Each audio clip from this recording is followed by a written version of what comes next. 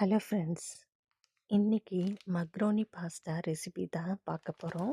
கோதுமையில் செஞ்ச macaroni pasta ரொம்பவும் ஹெல்த்தியும் கூட.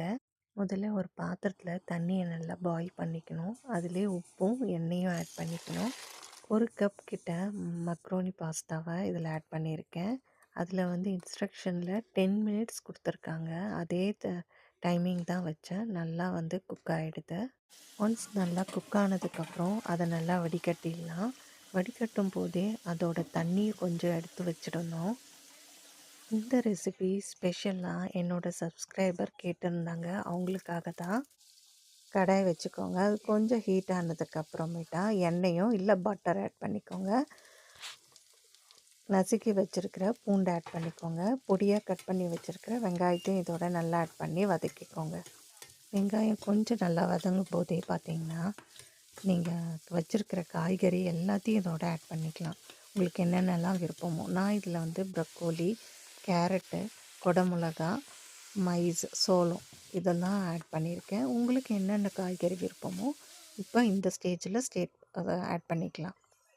காய்கறியெல்லாம் ஓரளவுக்கு ஆஃப் குக்காக இருந்தாலே போதும். இப்போ தேவையான அளவுக்கு உப்பு ஆட் பண்ணிக்கோங்க.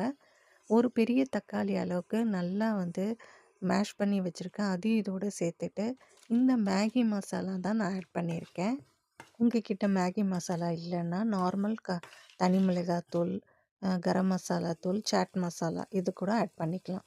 இது கூடவே பார்த்திங்கன்னா நான் வந்து கெட்சப் ஆட் பண்ணியிருக்கேன்.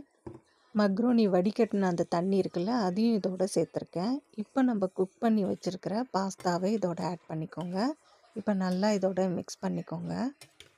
ஆல்ரெடி நம்ம மக்ரோனிலே வந்து உப்புலாம் ஆட் பண்ணியிருக்கோம். இப்போ நம்ம மசாலாலையும் தேவையான அளவுக்கு உப்பு ஆட் பண்ணியிருக்கோம். ஸோ கரெக்டாக தான் இருக்கும். இப்போ நல்லா வந்து மிக்ஸ் பண்ணிவிட்டு அப்படியே ஸ்லோ ஃப்ளேம்லேயே நல்லா குக் பண்ணணும். அந்த ஈரத்தன்மை ஓரளவுக்கு ட்ரை ஆகணும். அவ்வளோதாங்க, யம்மியான வெஜிடபிள் மக்ரோனி பாஸ்தா ரெடி.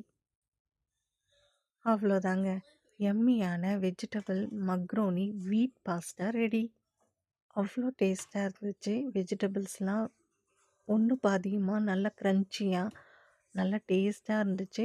நீங்கள் கண்டிப்பாக ட்ரை பண்ணி பாருங்கள். உங்களோட ஃபீட்பேக்கை மறக்காமல் கமெண்ட்டில் சொல்லுங்கள். Thank you guys.